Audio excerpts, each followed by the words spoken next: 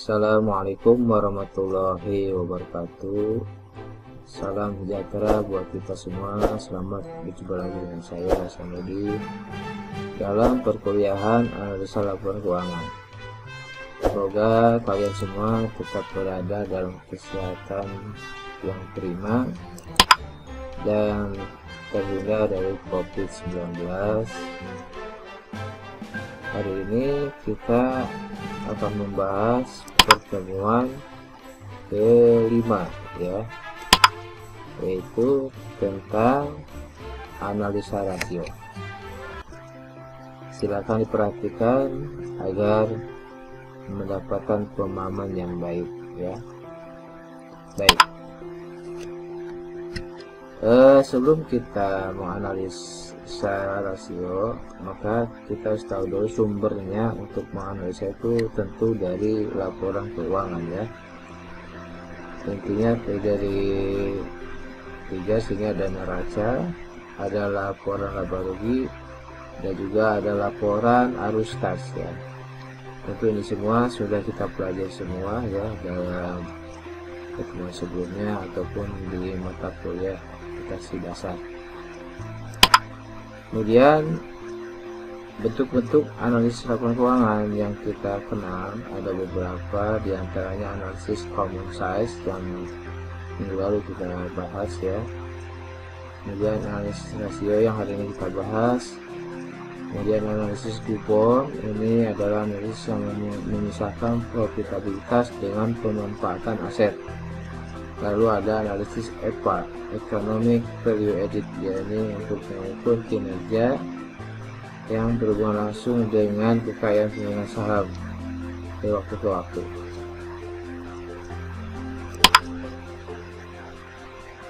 Baik, kita pelajari analisa rasio ya. Ini diartikan sebagai menggambarkan suatu hubungan atau perimbangan antara jumlah tertentu dengan jumlah lainnya. Analisa rasio dapat menjelaskan kepada penganalisa tentang baik dan buruknya keadaan atau posisi keuangan suatu perusahaan, terutama jika dibandingkan dengan rasio pembanding standar. Itu bermanfaat ya untuk menganalisa ini sudah baik atau perlu perbaikan dan sebagainya. Baik, fungsi daripada analisa rasio keuangan sendiri adalah satu, sebagai alat untuk menilai dan menganalisis prestasi operasi organisasi. Yang kedua, sebagai kerangka kinerja perencanaan dan pengendalian keuangan. Kemudian manfaatnya, satu, bagi manajemen perusahaan ya, kemudian bagi manajer kredit, dan juga bagi investor, dan juga bagi manajer perusahaan. Nah, ada beberapa jenis rasio keuangan yang kita kenal ya. Di antaranya adalah satu, likuiditas ya, ini kemampuan perusahaan untuk membayar utang-utang jangka pendeknya. Ya, di sini ada tiga hal yang harus kita ketahui. Pertama adalah current ratio, kemudian quick ratio atau acid test ratio, dan juga cash ratio. Dirumuskan seperti ini ya. Misalnya singkatan rasio, aktif lansar dibagi dengan utang lansar. Kemudian kalau quick ratio ini seperti di atas namun dikurangi persediaan ya. Kemudian cash ratio, kas dibagi utang lansar. Nah, ini ketentuannya di sini, misalkan hasil perhitungannya dianggap liquid apabila likuiditasnya di atas 100%. Sementara kalau disebut illiquid jika likuiditasnya di bawah 100%. Nanti kita akan praktekkan ya sama-sama. Kemudian ada leverage atau solvabilitas. Ini adalah kemampuan perusahaan untuk membayar seluruh utang-utangnya jangka pendek dan juga jangka panjang. Kalau tadi adalah utang jangka pendek, sekarang seluruh utang ya, disebut solvabilitas. Ada 4 hal yang harus kita ketahui. Pertama adalah ada debt to total asset ratio atau DTA. Dirumuskan sebagai total utang dibagi total aktiva. Kemudian ada debt to equity ratio atau DE, dirumuskan total utang dibagi dengan total equity. Kemudian ada time interest earned atau TIE ya, dirumuskan EBIT dibagi dengan bunga. Dan ada fixed charge coverage, ini dirumuskan EBIT ditambah biaya sewa dibagi dengan bunga ditambah biaya sewa. Nanti kita perhatikan juga sama-sama. Kemudian ada rasio aktivitas, ini sejauh mana aktivitas perusahaan dalam menggunakan sumber daya ya. Ada beberapa, setidaknya ada 6. Sini ada ATO, asset turnover, dirumuskan dengan penjualan dibagi total aset. Kemudian working capital turnover atau WCTO, dirumuskan penjualan dari modal kerja. Kemudian ada akun receivable turnover atau ATO, dirumuskan penjualan kredit dibagi rata-rata piutang. Kemudian ada average collection period, ini 360 hari dibagi dengan ARTO di sini ya. Kemudian ada inventory turnover atau ITO, dirumuskan dengan HPP dibagi dengan rata-rata persediaan. Dan period perputaran inventory-nya 360 hari dibagi dengan ITO di atas ya. Nanti kita juga perhatikan sama-sama. Kemudian ada juga rasio profitabilitas atau rentabilitas. Ini adalah kemampuan perusahaan dalam memperoleh laba dari modal yang digunakan. Ada 4 hal yang kita pahami, yaitu pertama gross profit margin atau GPM, dirumuskan dengan laba kotor dibagi dengan penjualan. Kemudian ada net profit margin income margin atau NPM, dirumuskan dengan laba bersih dibagi penjualan. Ada lagi ROI atau return on investment ya, atau return on total asset atau ROA, dirumuskan dengan laba bersih dibagi dengan total akibat. Terakhir ada ROE, return on equity, ini dirumuskan laba bersih dibagi modal sendiri. Kemudian ada juga ini analisa rasio pasar, ini untuk mengukur harga pasar relatif terhadap nilai buku, utamanya tentang saham ya. Di sini ada 3 hal yang harus kita pahami. Pertama, PER atau price earning ratio, dirumuskan dengan harga pasar per lembar dibagi earning per lembar. Kemudian ada dividend yield, ini dirumuskan dividen per lembar dibagi dengan harga pasar saham per lembar. Ada juga dividen payout, dirumuskan dividen per lembar dibagi dengan laba bersih per lembar ya. Baik, kita sekarang coba akan latihan menggunakan soal yang sudah disediakan dalam Microsoft Excel. Baik, kita lihat di sini sudah ada laporan keuangan daripada PT ABC, yaitu neraca, laba rugi, dan juga pembelian ya. Ini adalah contoh real ya, laporan keuangan dalam perusahaan. Seperti kita tahu, neraca ada akibat lancar, kemudian ada akibat tetap, kemudian sebelah kanannya ada hutang lancar, ada modal ya. Kemudian juga ada laba rugi di sini. Ini laba rugi tahun 2013 ya. Kemudian ada kata-kata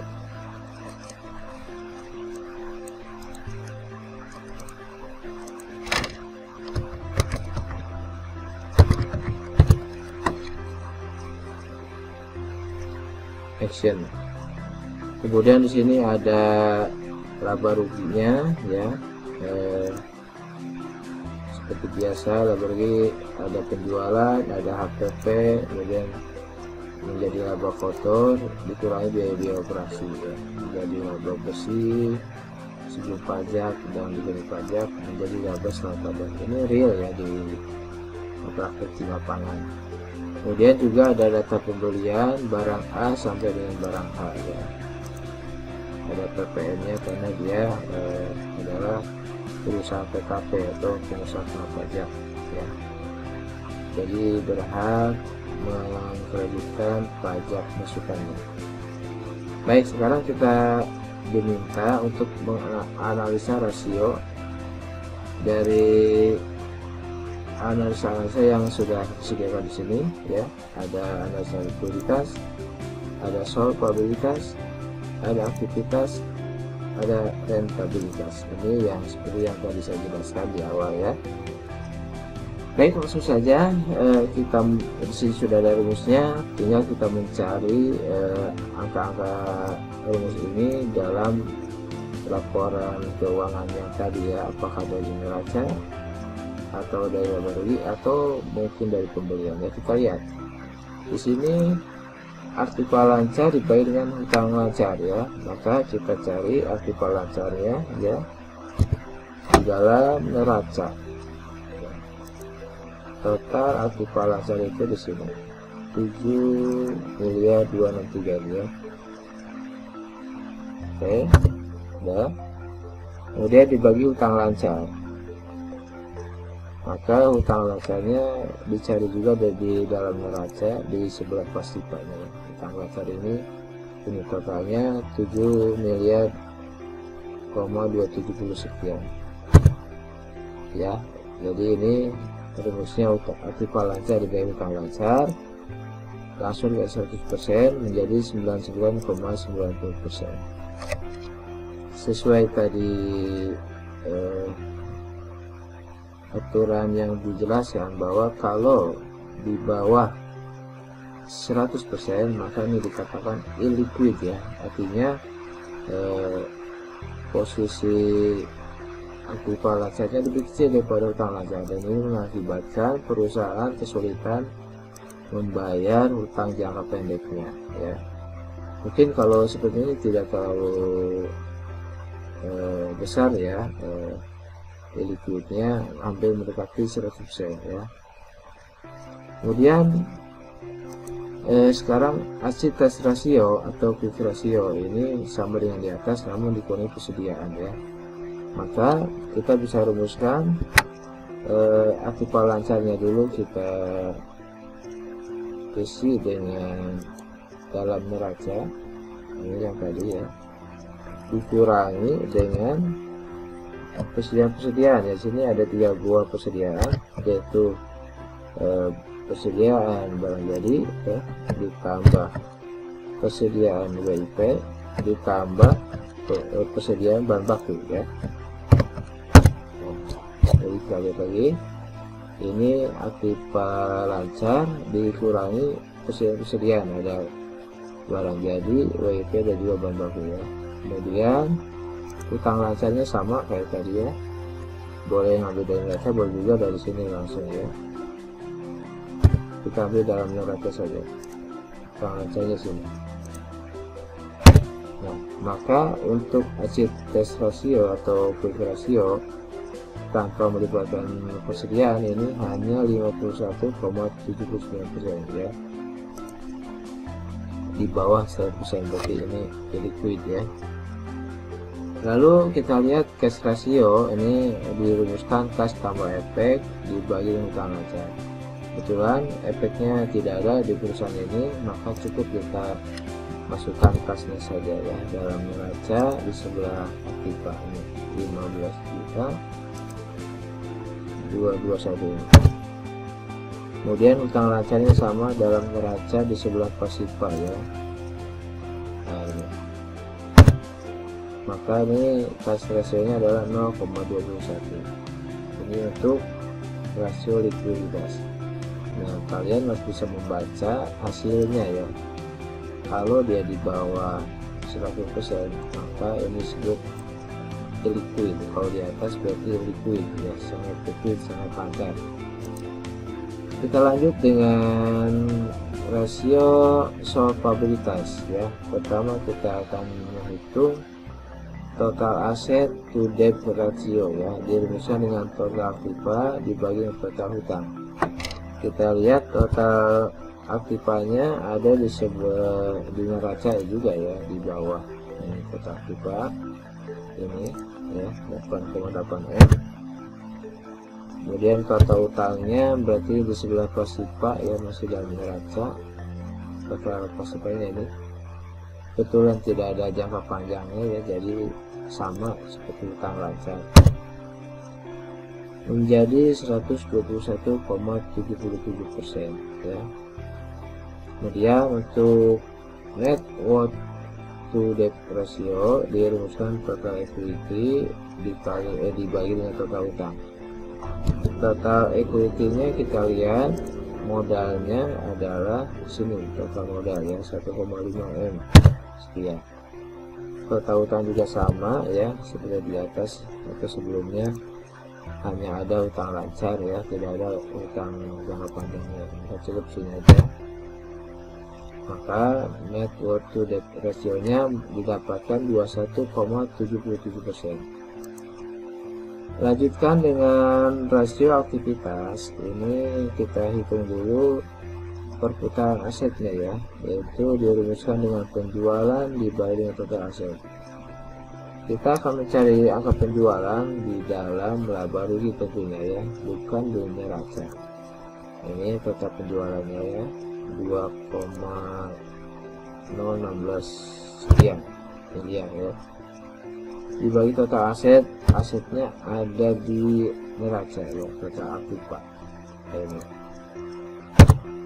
Maka didapat 22,78%. Kemudian perputaran modal kerja ini dirumuskan dengan penjualan dibagi dengan modal rata-rata ya. Maka sini penjualannya kita lihat sama ya dalam laba rugi ini dibagi dengan modal rata-rata. Dikarenakan ini hanya 1 tahun saja ya modalnya, maka cukup pakai ini saja ya, tidak ada rata-ratanya, karena kebetulan tidak ada penambahan ataupun pengurangan modal pada tahun ini. Maka cukup kita bagi dengan total modalnya saja ya.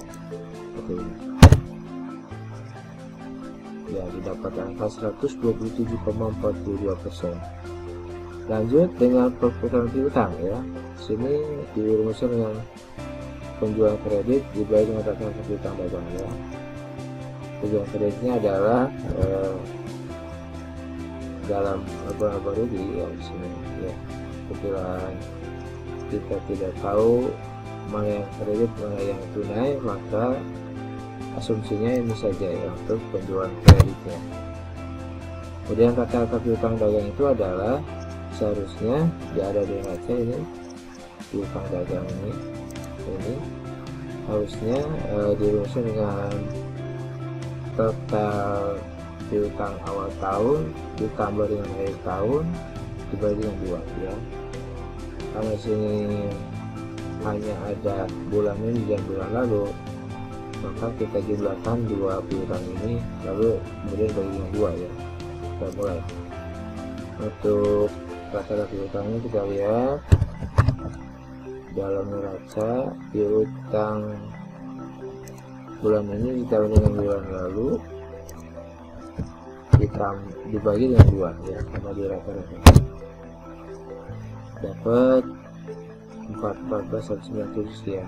Nah, maka perputaran piutangnya 453,98. Nah, untuk mengetahui berapa rata-rata kumpulan piutang, maka tinggal kita bisa 390 hari dibagi dengan hasil yang tadi 453,98 ini, maka didapatkan angka 79,3 hari. Maka bisa dikatakan perusahaan ini memiliki rata-rata kumpulan piutang di atas 2 bulan ya, 79 hari. Kalau 1 bulan 3 bulan berarti 2 bulan lebih ya, 2 bulan setengah. Tentu ini kembali kepada kebijakan manajemen ya, apakah rata-rata umur piutang itu berapa hari ya. Kalau misalkan dia tetapkan 30 hari, maka ini disebut tidak sehat ya. Ataupun dia tetapkan 60 hari harus terkumpul, kalau hasilnya seperti ini juga kurang sehat ya. maka kembalikan kepada kebijakan manajemen masing-masing. Lanjut sekarang tentang perputaran hutang ya. Kita lihat sini saldo akhir hutang dagang dibagi neraca pembelian ya. Saldo hutang dagangnya ada di neraca. Ini hutang dagang ya 3,8 ini.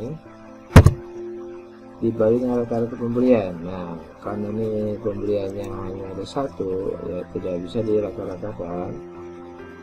Maka kita masukkan aja angka total pembelian ya. Ini mohon maaf untuk pembelian tanpa PP nya, berarti yang 2,331 ini. Nah, dapat 163,65. Nah, pengen tahu berapa rata-rata kolektifnya hutang itu ditagih, maka tinggal kita bagikan 390 dibandingkan hasil yang tadi ya. Nah, maka didapatkan angka 2,20 hari saja. Ini luar biasa ya. Sangat cepat sekali hutangnya dibayar dari customer. Tentu ini mohon maaf, sangat cepat sekali kita membayar hutang kepada supplier ya. Maka ini hal yang bagus ya. Ibunya hanya 2,20 hari saja. Tentu ini kabar yang bagus. Lanjutkan tentang perputaran persediaan. Ini dirumuskan HPP dibagi rata-rata persediaan. Kita lihat HPP nya ada di laba rugi ini ya, min 1,67 ini hanya tampilan saja ya, harusnya tidak ada minus, maka kita hilangkan minusnya ya, seperti ini. Dan rata-rata persediaannya ya, kita lihat di nota ini hanya ada dua ya, bulannya bulan lalu. Kita jumlahkan masing-masing ya. Untuk kita ambil di sini saja sebelah kanan. Untuk rata-rata untuk total persediaannya untuk 2 bulan ini adalah ini 3,47 miliar, sementara untuk bulan lalu adalah ini 2,693 104 sekian. Maka untuk rata-ratanya tinggal tambahkan, kemudian bagi 2 ya. Ini tambahkan, kemudian bagi 2, maka dapat rata-ratanya 3 miliar sekian ya.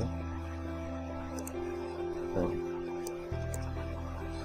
lalu kita masukkan untuk rata-rata persediaannya di sini adalah 3 miliar sekian ya, tadi kita hitung ya. Maka dapat 53,21. Kemudian berapa hari persediaan barang tersimpan di gudang, tinggal bagi 390 dengan hasil yang tadi. Maka ini 6,77% hari ya, 6,77 hari ini tentu sangat bagus sekali ya. Artinya barang cepat keluar, masuk keluar hanya tersimpan di gudang 6 hari lebih ya, 6,77 hari.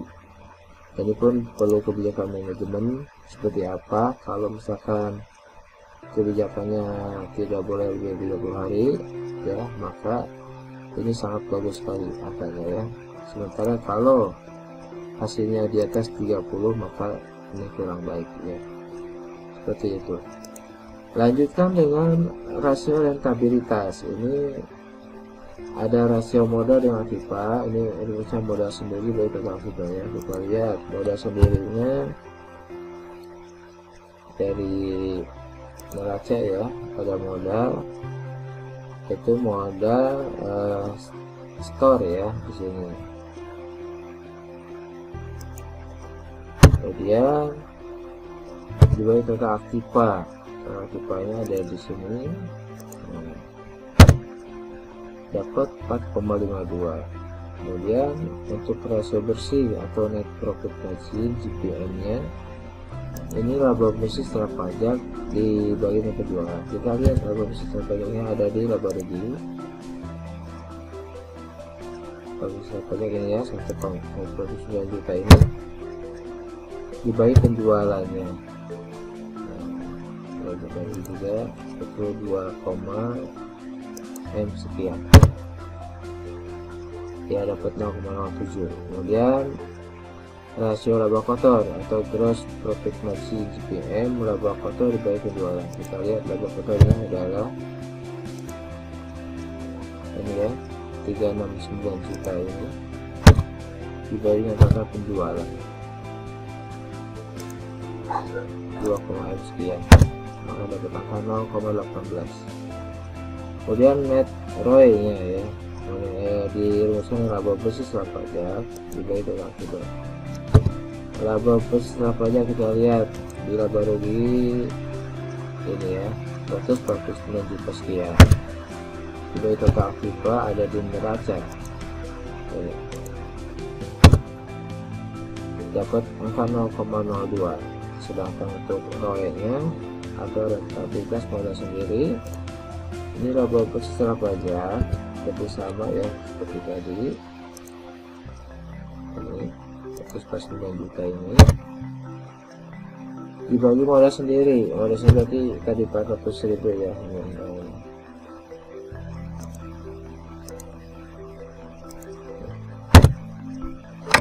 dapat 0,37%. Baiklah, itu tadi contoh yang bisa diberikan untuk memberikan pemahaman pada kalian tentang bagaimana cara membuat analisa rasio ya. Mudah-mudahan bermanfaat. Jika ada pertanyaan silahkan tanyakan melalui WA ataupun berdiskusi di MyDesk. Kita jumpa lagi di depan. Terima kasih. Assalamualaikum warahmatullahi wabarakatuh.